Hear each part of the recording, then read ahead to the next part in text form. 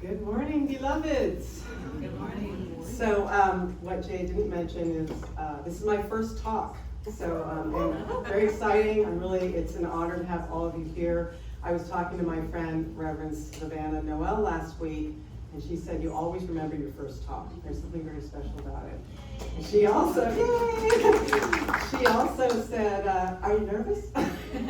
And I said, "Yeah, I'm a little nervous." And she said, "What are you nervous about?" And it was really, I'm comfortable speaking in front of a crowd, so luckily I don't have that hurdle to get over. But just that the message, comes across.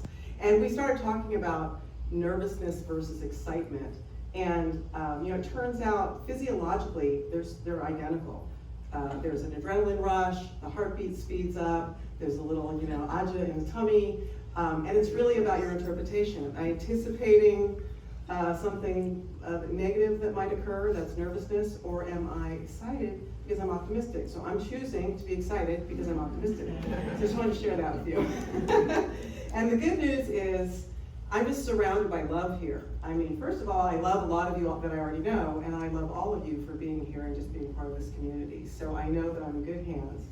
And that's what we're going to talk about today, is love. And I know that's been the theme for this month, and what a lovely, wonderful theme it is.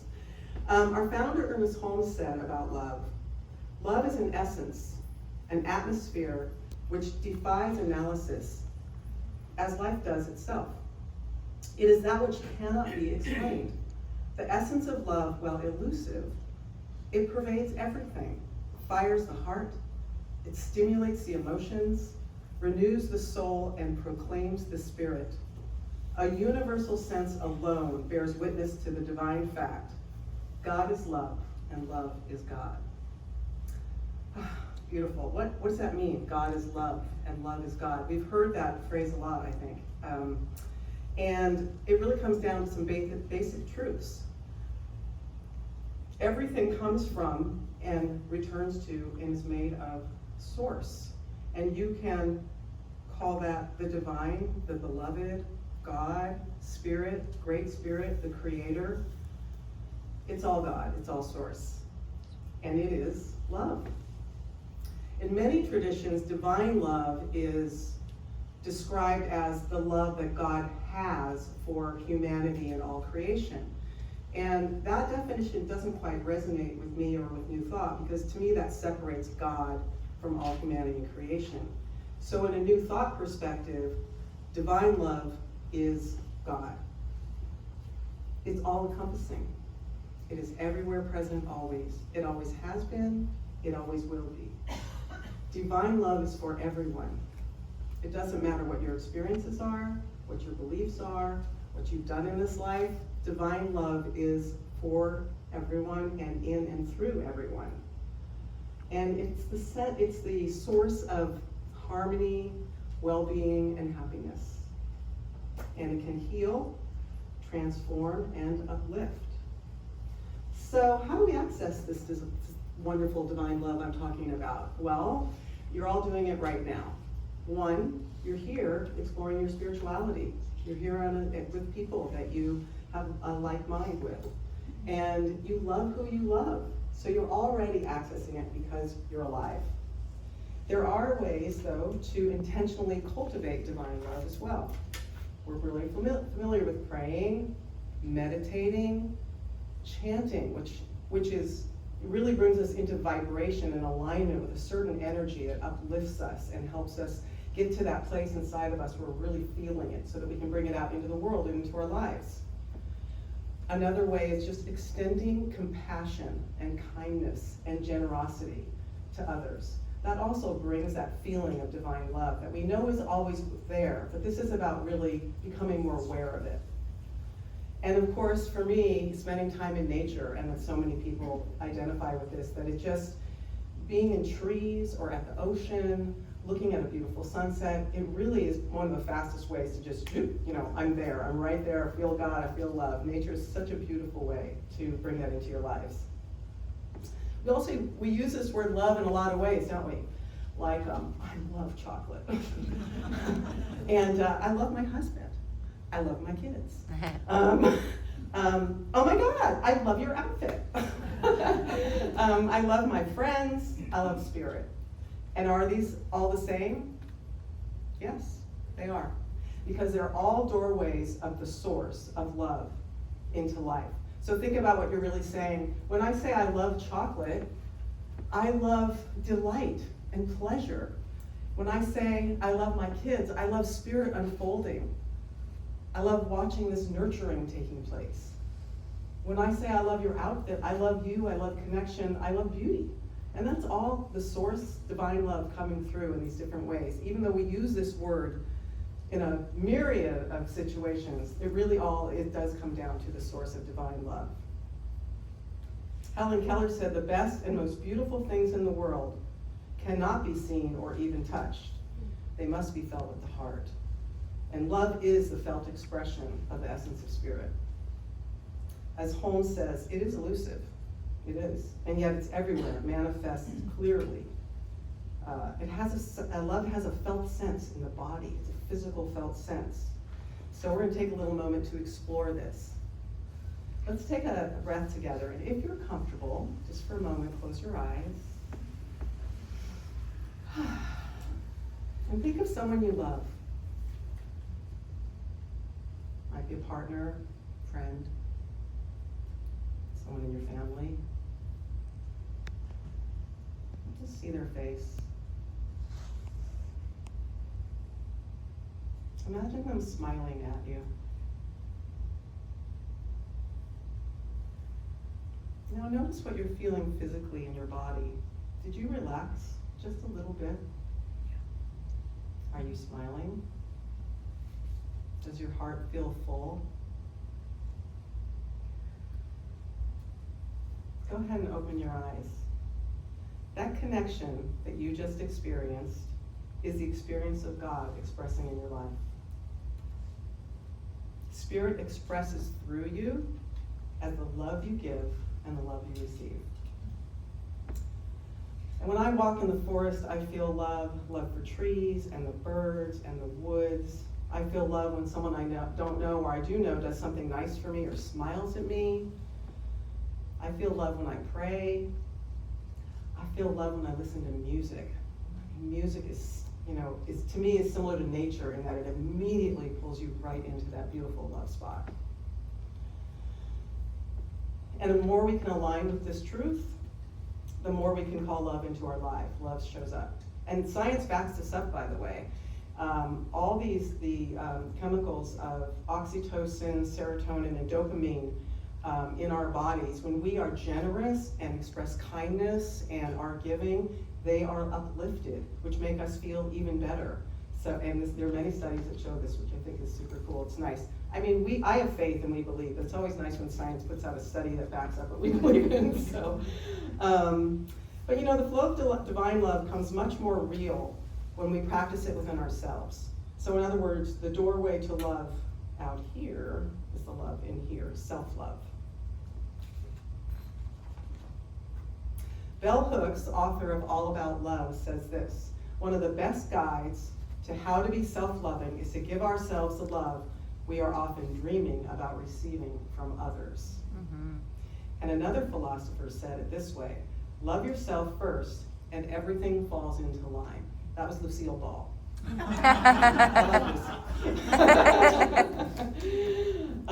So why is this so vital, loving ourselves? Well, it honors the divine.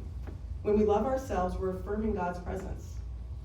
It's an acknowledgement of our own inherent value and worth, really.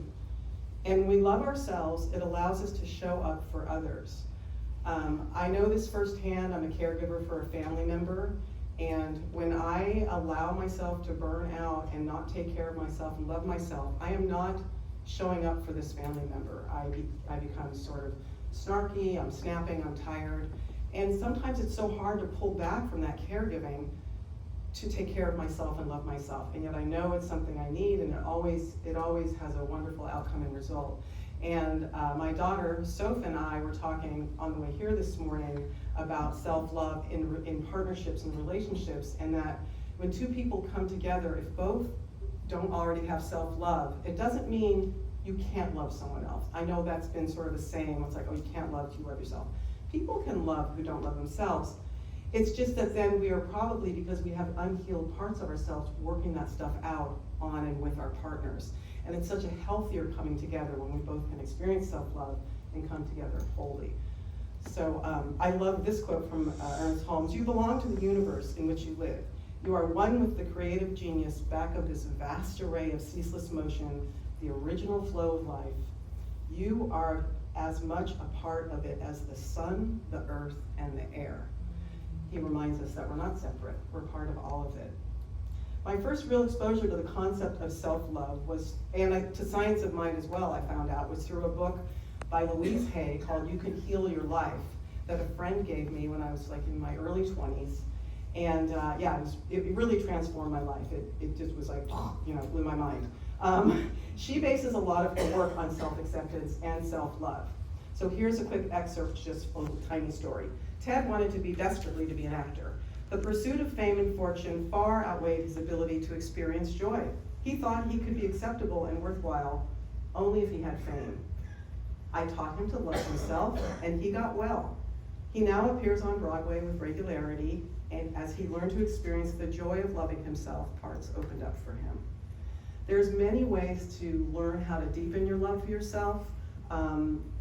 Louise Hay gives a lot of ideas. Her book is full of exercises to really start deepening and looking into that, and this is just one of them. We're not going to do the exercise right now, but I'm going to tell you about it, and I hope you'll try it at home. You look in the mirror, and she says do this every day, by the way, not just once. You look in the mirror and you say your name, and then you say, followed with, "I love and accept you exactly as you are." So for me, I'll be Rachel. I love and accept you exactly as you are. It's harder than it seems, because you're looking right in your own eyes, and you're really just telling yourself that you love yourself. And some people have, burst into tears, can't do it, but really try it at home. It's very, very powerful exercise, and the book is full of plenty of them, so I highly recommend that. So love sounds really beautiful and kind of ethereal when I talk about it like this. Just, unicorns and rainbows, as we say. But what happens when life gets messy and love shows up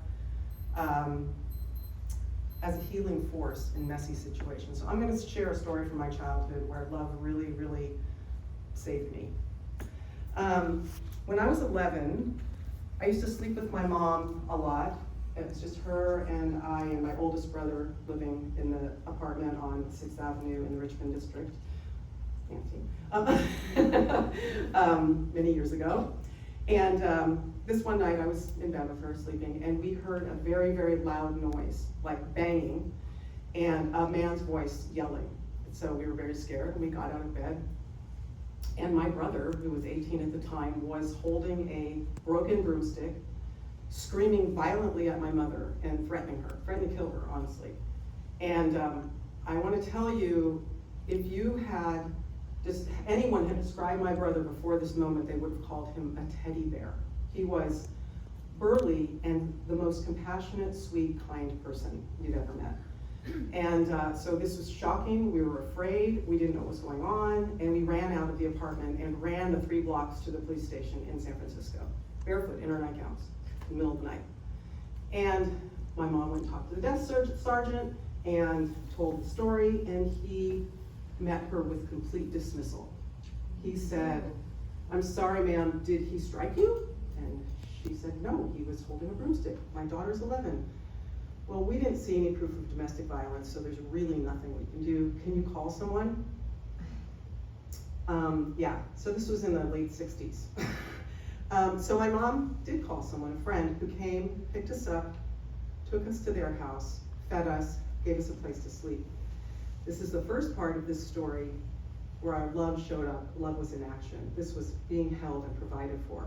The next day we flew to Los Angeles to stay with my grandmother, my mother's mother, and they were brainstorming, like, what do we do? What do we do about my brother? What do we do about Rachel? And this was fierce love on my Nana's part, this was a very unfamiliar territory for her, but all she did is hold us and find solutions with my mom.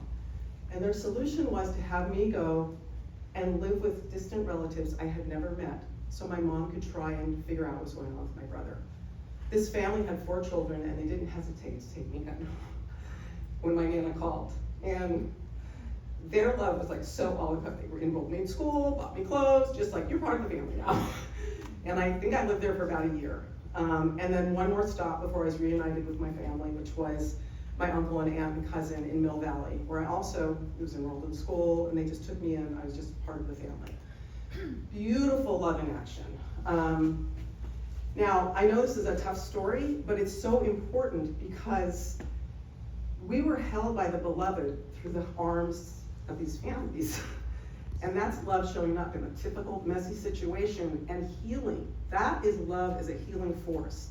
And that love that healed me, yes, as a little 11-year-old girl, I felt that love, but I also saw compassion modeled so beautifully during that period of my life, and I integrated that into my DNA, and now I benefit from that, my family benefits from it, and it gets to be paid forward. And so, I'm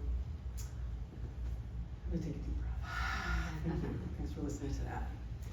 The other piece of that is, yes, that was love as a healing force, but love is not one-dimensional.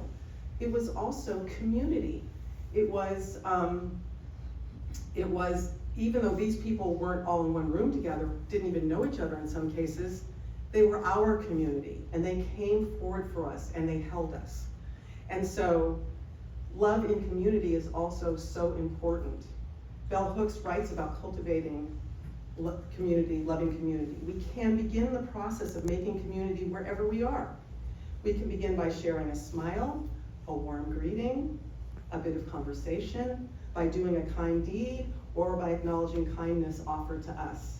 With this knowledge as our guide, we make any place we go a place where we can return to love. So what about making community wherever we are? How do we infuse our communities with divine love? Here's a couple of ideas you can jump on today out in the courtyard afterwards with coffee and snacks. Just practice active listening. When someone is talking to you, don't think about how you're going to respond or what you're doing or what you're having for dinner tonight. Listen, respond with curious questions, really connect. Give kind and encouraging words. You know, I would say most people are carrying some kind of burden somewhere, you know, and just to hear an encouraging word is so uplifting and loving. Show respect when you disagree with someone in your community. We're allowed to disagree, and we can do that with honor and respect and really listen to each other, and that's another way to build community and bring love into that. And just embrace generosity. Words, tangible gifts, intangible gifts, thank yous. And when we bring this aspect into our community, we are bringing love into the community.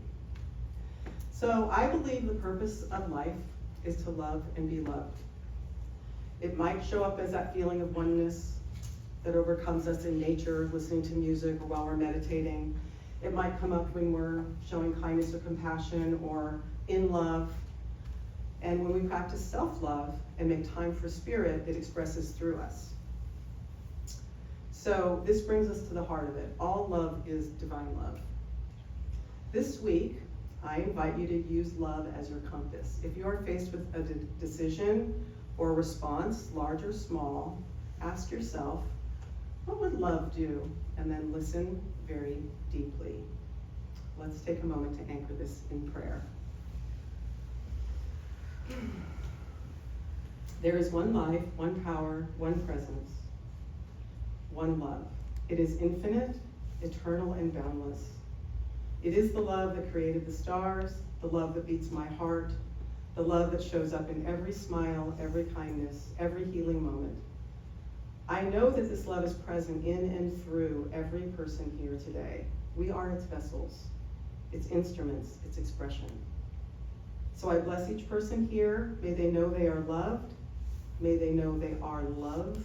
And may they go forth and shine love into the world. With gratitude, I release my word into the loving law of consciousness. And so it is.